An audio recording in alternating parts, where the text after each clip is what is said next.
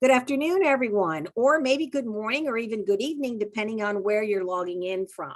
I'm Dr. Donna Chambers from Penn State Berks in Pennsylvania of the United States, and I'd like to introduce to you my co-presenter. Hello, my name is Belén Rodriguez Mourelo. So this is Dr. Chambers and Dr. Rodriguez Mourelo from Penn State University from Berks. And today we're going to present to you our paper called Post-COVID-19 Teaching Strategies for Second Language Acquisition. So just give me a minute here and I'll share my screen. Okay, what is the screen shared now? Okay, thank you. Yes. All right, so now we can begin. The COVID-19 pandemic necessitated unprecedented and immediate changes in teaching strategies when the traditional face-to-face teaching format was suddenly replaced with remote teaching.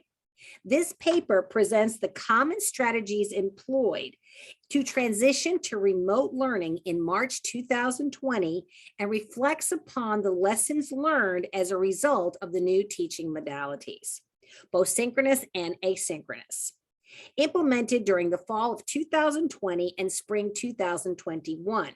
The impact those had on second language acquisition and the organization of the foreign language classroom.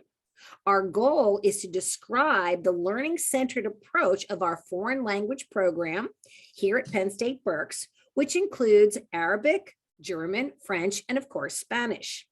Based on the experience of our Spanish program in particular, this paper discusses not only the strategies used to engage students remotely, but how they can be applied to in-person classes in the future, how our innovative approach resulted in higher enrollments, and how these changes can enhance teaching and learning. Thus, our discussion will specifically describe components of the foreign language classroom, such as one-on-one weekly conversations in the target language, writing and composition requirements, and dialogue on demand. In addition, we will describe the creation of asynchronous materials and tutorials to support the learning process, the integration of these materials during the semester, and the feedback received from students and peers. Language changes as society changes. To communicate effectively, one must learn to employ new language signifiers appropriately. By extension, to teach language effectively, one must adopt a new mindset and engage in new approaches to teaching that are in tune with the new way students learn. Therefore, the key to successful language teaching lies not only in the thoughtful preparation of the material, but also in the delivery and in the preparation of the physical or virtual teaching site. In the following paragraphs, we offer some examples. So we'll start with new approaches in the classroom. Taking attendance, for instance, can be converted from a rote obligation to a meaningful exchange with students. We used to have rosters on a single sheet of paper that could be organized in different ways, but with little room to write notes. Now we suggest utilizing index cards. Prior to the first class of the semester, write student names on individual index cards. Place the cards in alphabetical order on the teacher desk or podium. As students walk into the room, ask them their name in the target language. Pull out the student card and record the ease or difficulty with which the student responded. Note the student's preferred nickname and any preferences that they might demonstrate, such as a favorite sports team or an interesting book bag, a cell phone, things of that nature. Noting this information affords the instructor a connection with the student that can be used to elicit future conversations. By the time the entire class arrives, the instructor will have had the opportunity to briefly speak with each student and get an accurate attendance count for the day without using any class time to accomplish the task. Index cards also offer the instructor plenty of room on which to make notes about each student's preferences, performance, and learning style.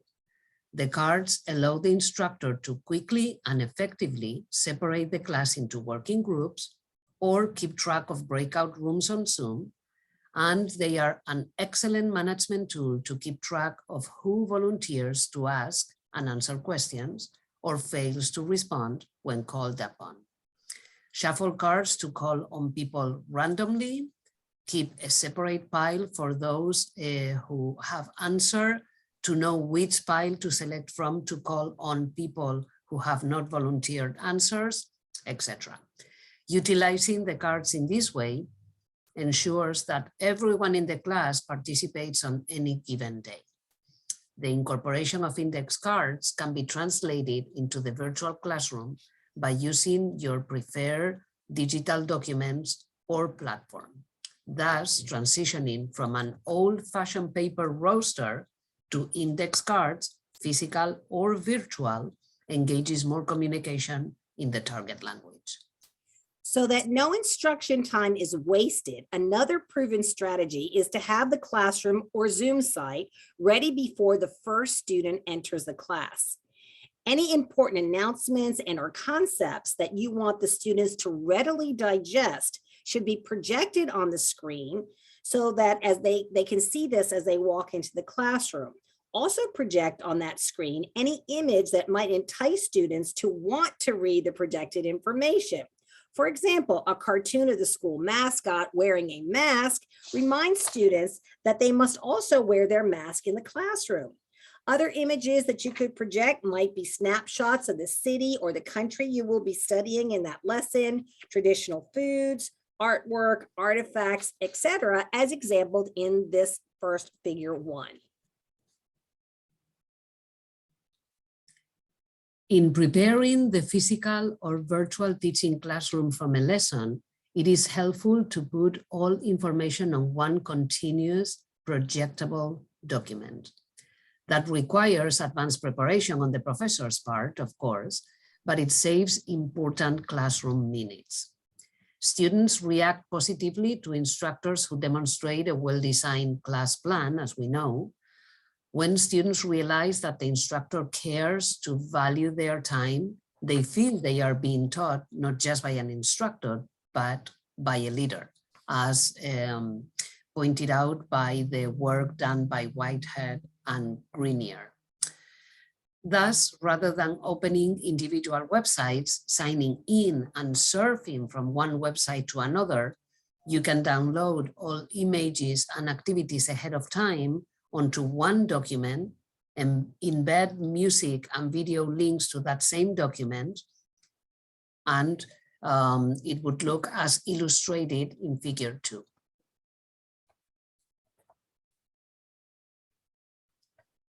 During class, students will stay on task because there is no interruption in the lesson as they move from one activity to the next. A seamless transition helps the professor present a well-prepared lesson, implicitly teaching the students the importance of being organized. Eliminating downtime in the class increases time spent in the target language. Students will have little time to check their cell phones or engage in other non-classroom related activities.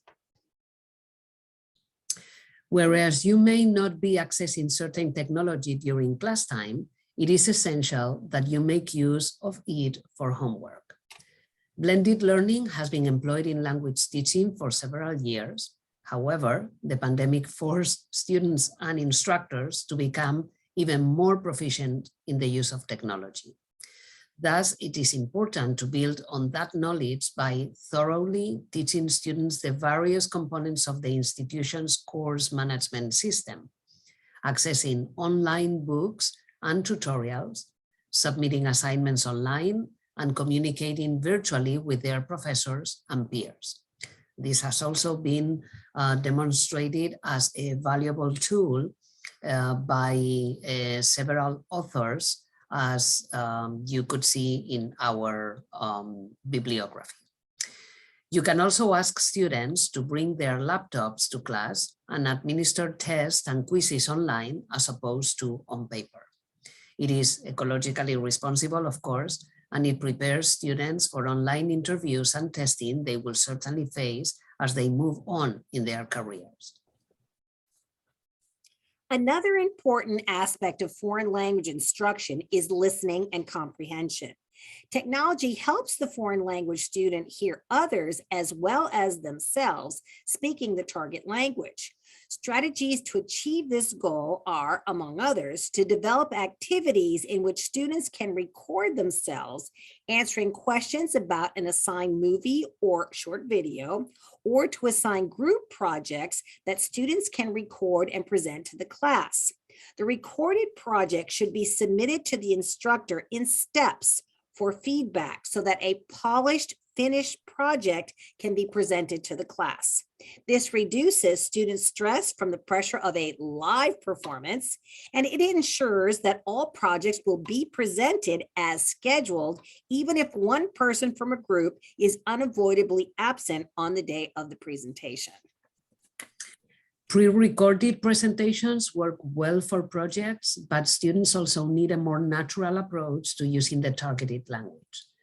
Enter live weekly conversations in the target language. Because of the pandemic, students had a more immediate need to talk. The conversations fulfilled that need while at the same time afforded students a quick and consistent way to improve several language skills. The conversations are designed to last approximately 2 minutes. A series of guided questions are sent to the students ahead of time so that they focus on the grammar and vocabulary of the lesson. Students are free to prepare a script, but they may not read from that script when the conversation takes place. The conversations are graded on content, grammar, pronunciation, and the ability to answer 1 or 2 spontaneous questions from the instructor. Grading the weekly conversations serves as a dual purpose. Aside from receiving real-time target language practice, students attend the instructor's office hours. The consistent interaction enhances the teacher-student relationship, which in turn increases student motivation in the class, as discussed by Alonso Garcia and Adnar Diaz and others. It is best if the conversations take place in person in the instructor's office. However, they can also be effectively done on Zoom. Students are intimidated by this assignment at first, but by the end of the semester, they often report that it was one of their favorite class activities. Penn State Berks faculty, in collaboration with our Center for Teaching and Learning, have developed a series of tutorials which are employed for out-of-class instruction. Each of these tutorials focus on a specific grammatical point, which students can review and practice on their own, leaving class time for other valuable things and not for lengthy explanations of grammar. These tutorials have been in place since before 2020, and the feedback received from students from professionals around the world has been extremely positive. If you're interested in the tutorials, here on the screen, you can see our link and also some of the topics listed on those pages. It is noteworthy to mention that offering foreign language courses in a remote teaching modality resulted in a more positive review of faculty's teaching. Enrollments in summer courses have increased incrementally every year since 2016, the last year in-person summer classes were taught, reaching full enrollment with a waiting list in 2021, as shown below, as shown now in Table 1.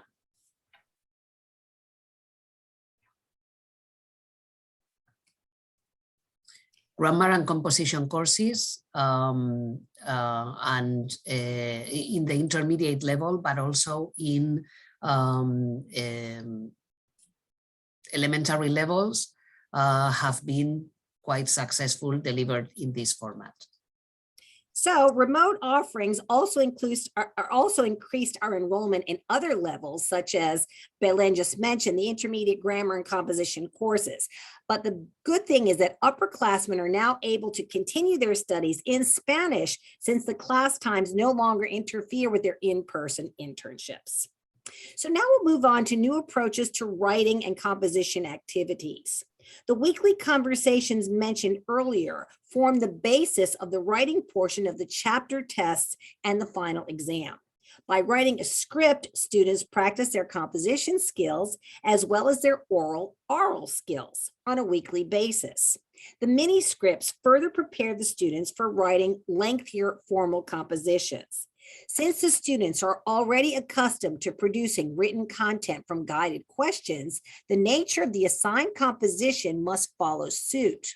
Compositions now become directed writing tasks. Filling a blank page is daunting for most students, even more so in a foreign language. Therefore, when assigning a writing task, it is beneficial for the professor to present the student with a series of targeted questions as opposed to an open-ended theme. The resulting work will be the same. However, the directed questions make the students feel more confident to fill that blank page, especially since they have consistently received this practice through their weekly conversation assignment. It is a good idea to ask the students to submit the assignment via a course management system. A rubric can be developed so that students know exactly what is expected of them before submitting the assignment. The rubric serves to show students that all students are held to the same standard, as opposed to feeling that, oh, the instructor graded me based on favoritism or other factors. And this was pointed out in McCarty in 2020. So we continue talking about new approaches to connecting with students. The isolation of the pandemic has created a need for feeling connected that extends into the educational institution. Students want to feel recognized and valued, and therefore, without blurring the line between instructor and friend, it is important to establish a more informal or a more personal connection with students. As discussed, this can be done with the notes on index cards, for instance, while taking attendance, but to truly feel valorized, students still want time with the instructor. Thus, office hours are more important now than they have ever been. An appealing variety of office hours on different days and in various modalities is an excellent approach to reaching out to students and to accommodating their learning preferences. The more students feel connected to the instructor, the more they will be invested in the class. Students will be willing to try new technology or join discussion groups or watch foreign films if they know there is someone that they can turn to who will answer questions and guide them rather than simply chide them. They will be willing to leave their comfort zone and use the target language in ways they never would have dared to try before, as evidenced by the following comments on course evaluations. One student said, "Speaking with my professor helped me understand the course requirements, which motivated me to try harder." Another student commented, "Weekly conversations were a great way to practice language. They built my confidence in speaking Spanish." In addition to all the graded exercises taking place in the classroom or through homework, not all conversations need to be graded. At Penn State Berks, we have been offering a weekly charlas con chocolates for the past 7 years. These weekly chocolate chats are open not just to students, but to the entire campus and community. When participants arrive, they spend time in basic conversation aided by prompts to help them elicit answers. If the participants vary in ability levels, they can be separated into groups according to their level. After spending time in conversation, the activity turns to playing word games in the target language. This activity affords students a relaxing way to practice the target language and learn some culture without the pressure of being graded. Of course, chocolates are freely distributed throughout the activity to sweeten the experience. When the pandemic caused the in-person chats to be canceled, Penn State Berks converted the activity into a virtual dialogue on demand. Participants were free to log on into a Zoom during a certain time of the day to simply chat with anybody else who also logged on. Conversation topics varied. Some used the time to practice vocabulary from the lessons, whereas others took the time to talk about real-life issues in the target language. This is an excellent tool to connect to students on a more personal level. Dialogue on Demand increased student interest in the target language by making the students feel confident that they could use the target language in a variety of situations, again, without the pressure of grades. So as part of our conclusions, we would say that as described by the many reports published on the impact of the pandemic, and I am quoting one of them published in 2021, COVID-19 has affected learners' language and literacy learning in different ways. So teachers have identified several strategies that work well under the new conditions to ensure that academic language is accessible to all, end of quote. Similarly, our basic foreign language program has benefited from the remote teaching modalities and resources needed in the pandemic. This paper offers some examples in which our pedagogical approach was modified to engage students in a remote environment, creating a better experience throughout the learning process. This is true not only in our Spanish basic program, but also in the teaching of French and Arabic, the latter being offered completely online now, where some of these modifications have also been made. I quote, "The next phase for higher education in a post-COVID-19 world is to harness what worked well during the emergency response period and use those experiences to improve institutional practices for the benefit of both internal and external constituencies in the future." End of quote by Worry in 2021. So we thank you very much, and we're hopefully you're not going to be looking at this because we will be presenting live for you, and therefore we'd be happy to answer any questions you may have.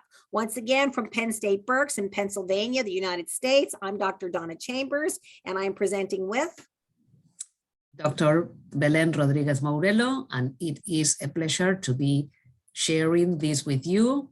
We hope you enjoyed. Hope to see you in person or over virtual Zoom soon. Thank you. Bye. Bye.